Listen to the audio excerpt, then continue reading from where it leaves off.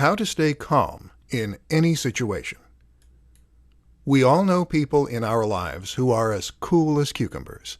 These are the people who never seem to get fazed by anything.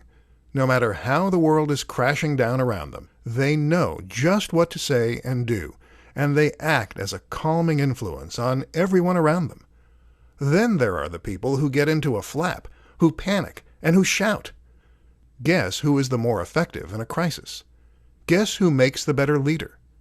Guess who people look up to more? So, staying calm in any situation is an incredibly useful skill to have.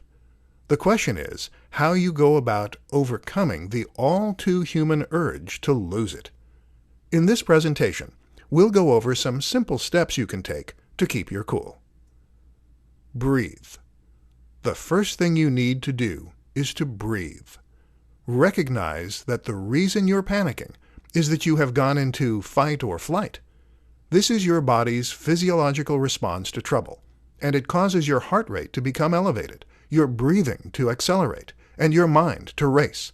Not helpful. If you breathe, though, then you can regain your composure and fix your parasympathetic tone.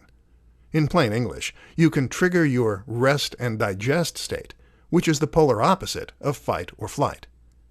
To get into this zone, you're going to use something called belly breathing. Breathe by expanding your gut first, and that way you can fill your lungs more completely, starting at the bottom. Breathe in and out for a count of 3 on each. Take a step back. The next step is to try and get your head in the game by removing your emotional response. You might be scared, worried for a friend, or upset. None of these things will help. So instead, take a step back and try to imagine what someone who wasn't you would do in this situation. What would James Bond do? Assess the situation in a more removed manner, and you'll come up with a better solution. Assess what needs to be done. One of the reasons that many of us become frozen with fear is that we don't want to take responsibility and make matters worse rather than better.